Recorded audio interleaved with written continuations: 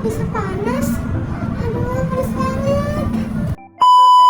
Halo semuanya, perkenalkan nama saya Janwati Semangora dari kelas 10 dan absen 17. Di sini saya akan menjelaskan dampak dari pemanasan global. Kalian tahu ini, dan tahu ini. Nah, itu merupakan dampak dari pemanasan global. Nah, sebelum kita mencari tahu dampaknya, ayo kita cari tahu dulu penyebabnya, dampaknya, dan cara mengatasinya. Simak video berikut ya. Oke, sebelum kita mulai, aku akan menjelaskan dulu apa itu efek rumah kaca.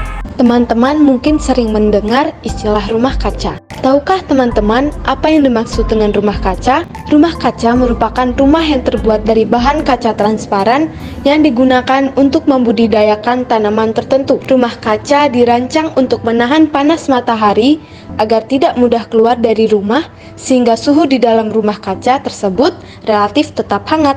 Nah, prinsip rumah kaca inilah yang terjadi pada bumi kita, sehingga dikenal dengan istilah efek rumah kaca.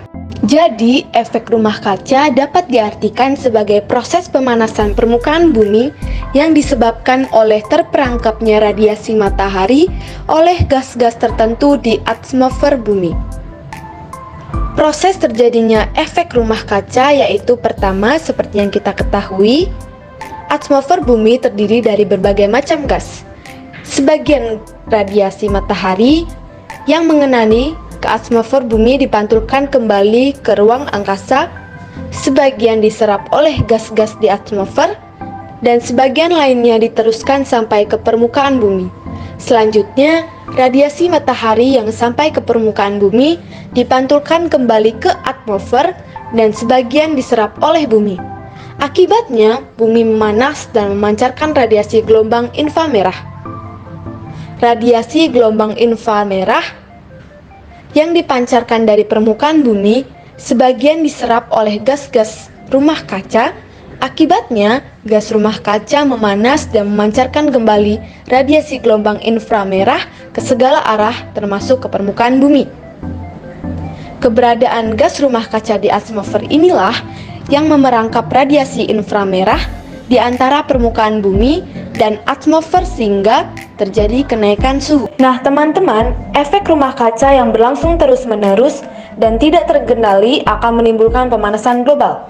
Pemanasan global atau global warming merupakan proses peningkatan suhu rata-rata atmosfer, laut, dan daratan bumi karena konsentrasi gas rumah kaca yang meningkat tajam. Adanya kenaikan suhu bumi ini secara tidak langsung disebabkan oleh aktivitas penyumbang emisi gas rumah kaca. Aktivitas-aktivitas tersebut antara lain penggunaan bahan bakar fosil yang masih pasif, seperti batu bara, minyak bumi, dan gas alam. Eksploitasi sumber daya hutan secara berlebihan menyebabkan konsentrasi CO2 di atmosfer relatif tinggi. Penggunaan alat yang mengandung CFC tak terkontrol seperti kulkas dan AC. Penyebab pemanasan global lainnya adalah konsumsi sumber daya alam yang berlebihan dan aktivitas tambang, serta industri yang berasal dari logam atau metalurgi yang dapat memicu emisi beberapa gas rumah kaca. Pemanasan global ini menyebabkan dampak yang sangat signifikan bagi bumi. Antaranya peningkatan suhu bumi, sehingga suhu lingkungan juga semakin tinggi. Suhu bumi ini bisa kita rasakan ya. Jika suhu bumi terus meningkat, maka akan terjadi pemuaian lempeng bumi yang dapat memicu gempa bumi. Kemudian peningkatan permukaan air laut akibat mencairnya es di kutub-kutub bumi. Perubahan iklim dan cuaca ekstrim tidak stabil dan sulit diprediksi. Pada dasarnya, perubahan iklim ini dapat berupa perubahan frekuensi El Nino dan La Nina. El Nino yaitu meningkatnya suhu permukaan laut, dan La Nina adalah kembali dinginnya suhu permukaan laut. Kemudian yang terakhir, meningkatnya suhu dan keasaman air laut karena laut menyerap sebagian besar panas yang disebabkan oleh gas karbon dioksida. Suhu dan tingkat keasaman air laut yang semakin meningkat dapat menyebabkan terumbu karang memutih yang memicu gelombang dan badai yang lebih kuat, serta mengancam kehidupan kerang dan merusak rantai makanan biota laut. Nah, upaya pencegahan pemanasan global yang bisa kita lakukan di rumah, yang pertama, penggunaan barang atau proses yang ramah lingkungan. Yang kedua, penggunaan jumlah limbah dengan optimalisasi proses. Yang ketiga, penggunaan kembali bahan atau limbah dengan proses berbeda. Yang keempat, mendaur ulang barang tak terpakai sehingga bisa berguna lagi. Yang kelima, pengambilan kembali material penting limbah.